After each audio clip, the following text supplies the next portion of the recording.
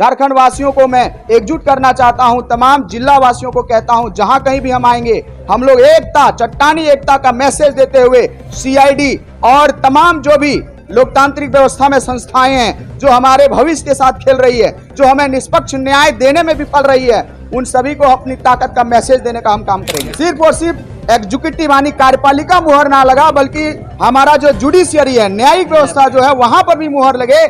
इसके लिए सरकार से हम आग्रह करते हैं कि जिस प्रकार से आपके साथ जब हम वार्ता कर रहे थे तो आपने आश्वासन दिया था कि एक बार अबुआ सरकार पर भरोसा कीजिए, एक बार अपनी सरकार पर आप भरोसा कीजिए, सीआईडी पर भरोसा कीजिए, छात्रों के भरोसा पर खरे उतरने का सरकार काम करेगी। लीक तो सिद्ध हो गया है सर, और लीक का जो भी एविडेंस अभय तिवारी के माध्यम से, टीडीपीएल के माध्यम से, एल ख्यांगते के माध्यम से, सीआईडी के माध्यम से जो भी आप साक्ष्य एकत्रित किए हैं उसको लीपापोती किए बगैर एकदम निष्पक्ष तरीके से कोर्ट में पहुंचाइए। मुझे विश्वास है कि रद्द मतलब रद्द का नारा कोर्ट से भी हम लोग का सफल हो जाएगा। बता दूं कि भर्ती सुधार यात्रा को लेकर देखिए मैं किस तरह से भीग गया हूं। आखिरकार मैं बता दूं कि आज से जो है छात्र नेता देवेंद्र नाथ महतो जो है भर्ती सुधार यात्रा को लेकर जो है यात्रा का आरंभ किया जाएगा। इसी नेमरा के लोकैया ताड़ से है राजेश सर जी है बहुत जोर जोर चिल्ला रहे थे, लेकिन आपको मैं बता दूं कि बरस रहा है, गरज रहा है, आंधी हो या तूफान हो, लेकिन रुकने वाले छात्र अब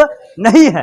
जेपीएससी और जेएसएससी के मामले को लेकर कई छात्र जो है भूख हड़ताल पर भी बैठे हुए थे और कई दिनों से आंदोलनरत थे। वैसे में आपसे जानने का कोशिश करेंगे, विलंब बहुत हो गया सर आप लोगों का। सबसे पहले इस पावन धरती को नमन करते हुए तमाम झारखंड वासियों को मैं जोहार करता हूं। सर, ये गरज जो आपने कहा कि बहुत गरज रहे थे, ये गुस्सा है सर। पिछले 26 सालों जो हमारे साथ शोषण हुआ है ये उसकी गरज है सर।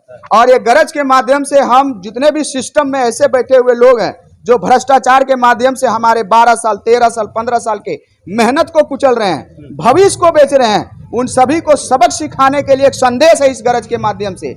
आपके माध्यम से आप तमाम झारखंड वासियों को मैं एकजुट करना चाहता हूं। तमाम जिला वासियों को कहता हूं, जहां कहीं भी हम आएंगे हम लोग एकता, चट्टानी एकता का मैसेज देते हुए सीआईडी और तमाम जो भी लोकतांत्रिक व्यवस्था में संस्थाएं हैं जो हमारे भविष्य के साथ खेल रही है, जो हमें निष्पक्ष न्याय देने में विफल रही है, उन सभी को अपनी ताकत का मैसेज देने का हम काम करेंगे। सरकार जो है छात्रों का जो मांग था वो पूरा हो गया, रद्द तो रद्द हो गया, जांच तो जारी है, लेकिन जब ये रद्द किए तो हाईकोर्ट से स्टे लग गया, तो उनकी क्या गलती है? और आप लोग जो है यात्रा निकाल रहे, इससे क्या संदेश देना चाहेंगे मुख्यमंत्री हेमंत सोरेन को? उनके पैतृक आवास से आप लोग उलगुलान का शुरुआत किए हैं। बिल्कुल सर, बहुत अच्छा क्वेश्चन आपका है, और बिल्कुल हमारी मांग पर सरकार ने मुहर लगाई है सर। हम चाहते हैं आपके माध्यम से कि सिर्फ और सिर्फ एग्जीक्यूटिव यानी कार्यपालिका मुहर ना लगा, बल्कि हमारा जो जुडिशियरी है, न्यायिक व्यवस्था जो है, वहां पर भी मुहर लगे। इसके लिए सरकार से हम आग्रह करते हैं कि जिस प्रकार से आपके साथ जब हम वार्ता कर रहे थे तो आपने आश्वासन दिया था कि एक बार अबुआ सरकार पर भरोसा कीजिए, एक बार अपनी सरकार पर आप भरोसा कीजिए, सीआईडी पर भरोसा कीजिए, छात्रों के भरोसा पर खरे उतरने का सरकार काम करेगी।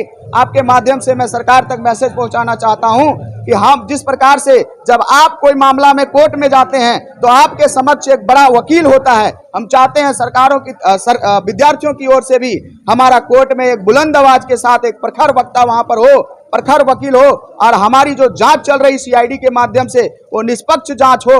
लीक तो सिद्ध हो गया है सर, और लीक का जो भी एविडेंस अभय तिवारी के माध्यम से, टीडीपीएल के माध्यम से, एल ख्यांगते के माध्यम से, सीआईडी के माध्यम से जो भी आप साक्ष्य एकत्रित किए हैं उसको लीपापोती किए बगैर एकदम निष्पक्ष तरीके से कोर्ट में पहुंचाइए।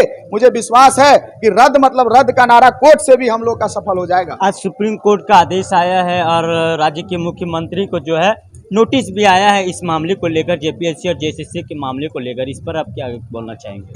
बिल्कुल, सुप्रीम कोर्ट का इस ऐतिहासिक फैसला को हम स्वागत करते हैं माननीय सुप्रीम कोर्ट का, और मुझे विश्वास है जब कोई भी पीड़ित पक्ष होता है, जब उसका हर न्याय का द्वार बंद हो जाता है तो एक ही न्याय का द्वार खुला रहता है, वो होता है कोर्ट। इसीलिए उसको हम न्याय का मंदिर कहते हैं। तो मुझे विश्वास है सुप्रीम कोर्ट से हम लोगों को जो हमारी मांग है जेपीएससी और जेएसएससी में माननीय अदालत से जरूर पूरा होगा। चलिए, ये जो थे हमारे साथ, जो कई तरीके से मंत्रियों के साथ इनका वार्ता भी चला था, राजेश सर जी थे।